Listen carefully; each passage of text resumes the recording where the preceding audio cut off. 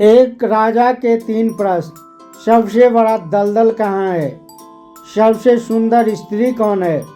और सबसे बड़ा शत्रु कौन है? मित्रों, किसी नगर में एक बहुत ही बुद्धिमान राजा राज्य करता था, जिसका एक मंत्री बहुत ही लोभी और धैर्यहीन था। राजा ने अपने मंत्री को सही रास्ते पर लाने के लिए उनसे 3 प्रश्न पूछे। हे मंत्री, हम जानना चाहते हैं कि हमारे राज्य में सबसे बड़ा दलदल कहाँ है। उन्होंने दूसरा प्रश्न किया कि सबसे सुंदर स्त्री कौन है, और तीसरा प्रश्न पूछा कि हमारा सबसे बड़ा शत्रु कौन है। इन तीनों प्रश्नों के उत्तर हमें 1 माह के अंदर चाहिए। यदि 1 माह के अंदर तीनों प्रश्नों के उत्तर नहीं दे पाए तो तुम्हें मंत्री पद से हटा दिया जाएगा। अब तो राजा की बात पूरी होते ही मंत्री बांस बलि लेकर चल दिए और राज्य में जितने भी तालाब, पोखर, नदी, नाले थे उसको नापने लगे कि सबसे बड़ा दलदल कहाँ है। इस तरह नापते नापते 1 माह बीतने वाला था, परंतु सबसे बड़ा और गहरा दलदल कहीं नहीं मिला। एक दिन वे घूमते हुए एक जंगल में जा पहुंचे। प्यास भी बहुत जोरों की लग रही थी, इसलिए पानी को ढूंढते हुए एक भेड़ चराने वाले के पास पहुंचे। सोचा इसके पास पानी अवश्य होगा। यही सोचकर उन्होंने भेड़ चराने वाले से पानी मांगा। चरवाहे ने मंत्री जी से पूछा, आप कौन हैं और इतने परेशान क्यों लग रहे हैं? मित्रों, चरवाहे के पूछने पर मंत्री जी ने अपनी सारी कहानी बता दिया। भेड़ चराने वाला कहने लगा, आप चिंता न करें, आपके तीनों सवालों का जवाब मेरे पास है। मित्रों, उस चरवाहे की बात सुनकर मंत्री जी को थोड़ी तसल्ली हुई। चरवाहा कहने लगा, मंत्री जी, क्या आप जानते हैं कि आप अतिशीघ्र राजा बनने वाले हो? क्योंकि मेरे पास पारस मणि है और आप उस पारस मणि की सहायता से बहुत धनवान बन जाएंगे और उस धन से राजा के सिपाहियों को लोभ देकर अपनी तरफ कर लेना। फिर राजा का वध कर राज सिंहासन हासिल कर लेना। मित्रों, चरवाहे की ऐसी बात सुनकर मंत्री के मन में लोभ आ गया। मंत्री कहने लगे, भैया, पहले तुम मुझे पानी पिलाओ दो, प्यास से दम निकला जा रहा है। चरवाहा कहने लगा, मंत्री जी, पानी तो मेरे पास नहीं है, किंतु दूध है, आप इसे पीकर अपनी जान बचा सकते हैं। मित्रों, मंत्री जी की खुशी का ठिकाना नहीं रहा। मंत्री जी बोले, लाओ, दूध ही लाओ, अतिशीघ्र लाओ। चरवाहा कहने लगा, मंत्री जी, मेरे पास सिर्फ 1 ही लोटा है, मैं इसमें दूध दूंगा और पहले दूध मैं पीऊंगा और जो बचेगा तो आप पी लेना। सुनते ही मंत्री जी का खून खौल उठा। कहने लगा, रे दुष्ट, तू मुझे अपना जूठा दूध पिलाना चाहता है? नाराज होकर मंत्री जी आगे के लिए चल दिए। थोड़ी दूर आगे जाकर उसने सोचा, चलो कोई बात नहीं है, वैसे भी यहाँ कौन देख रहा है, इतना बड़ा राज्य हाथ से निकल जाएगा, ऐसे मौके रोज रोज कहाँ आते हैं। यही सोचकर मंत्री जी फिर वापस लौट आए और बोले, लाओ भाई, अपना जूठा दूध ही लाओ, पर किसी से कहना मत कि मैंने तुम्हारा जूठा दूध पिया था।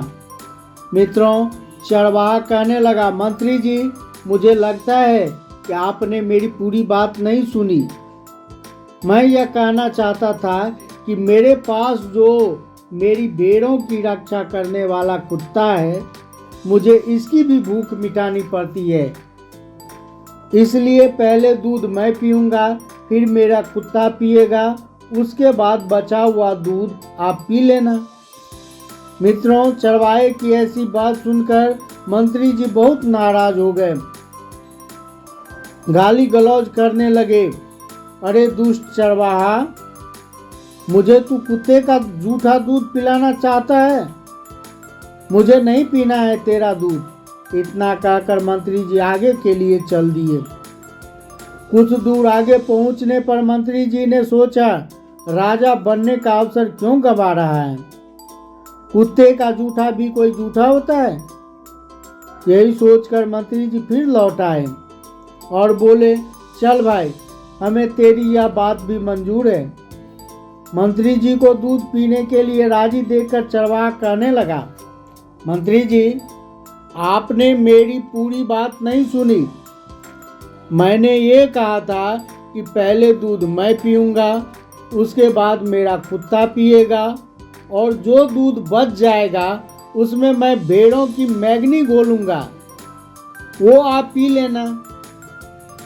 मित्रों, इस बार तो मंत्री जी के क्रोध का कोई ठिकाना नहीं रहा। मंत्री जी दांत पीसते हुए वहां से जाने लगे। फिर उसे लोभ ने रोका। अरे मूर्ख, क्यों छोटी सी बात पर राज्य को खो रहा है? यहाँ घटने वाली बात को कौन देख रहा है? राजा बनते ही सबसे पहले इस चरवाहे को मारकर अपना बदला लेना, फिर यह भेद कभी नहीं खुलेगा। मित्रों, ऐसा विचार करने के बाद मंत्री जी वापस लौट आए और चरवाहे से बोले, चल भाई, अब तेरी यह शर्त भी मंजूर है। तब चरवाहे ने बिना विलंब करते हुए दूध दुहा। पहले स्वयं पिया, फिर कुत्ते को पिलाया और उसके बाद भेड़ों की मैगनी घोलकर लोटा मंत्री जी को दे दिया। मित्रों, अब तो मंत्री जी जैसे ही लोटा लेकर दूध अपने मुंह की ओर बढ़ाया, चरवाहे ने तुरंत लोटे में हाथ मारकर लोटा गिरा दिया। मंत्री जी बोले, क्यों भाई, अब क्या रह गया? चरवाहा कहने लगा, साहब, मेरी धृष्टता को क्षमा करना। मैं तो आपके प्रश्नों का उत्तर दे रहा था।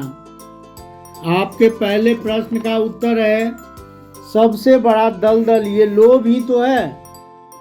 जो लोभ के वशीभूत होकर आप इतना घृणित निंदनीय कार्य करने के लिए राजी हो गए। आपको राज्य पाने का लालच था, इसलिए आप राजा का वध करने के लिए तैयार हो गए। इसलिए राजा के सबसे बड़े शत्रु आप ही हो, जो लोभवश अपने राजा को मारने के लिए जा रहे थे।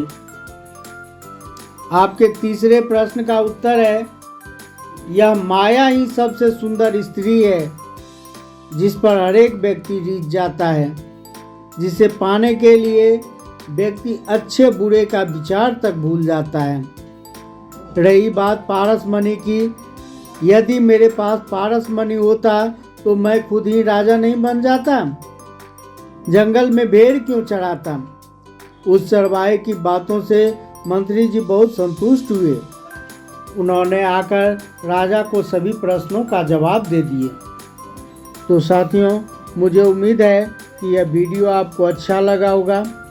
इस वीडियो को लाइक, सब्सक्राइब और शेयर अवश्य कीजिए, ताकि इसका लाभ दूसरों को भी मिले। फिर मिलते हैं अगले वीडियो में इसी तरह के जीवनोपयोगी कहानी के साथ। वीडियो को अंत तक देखने के लिए धन्यवाद।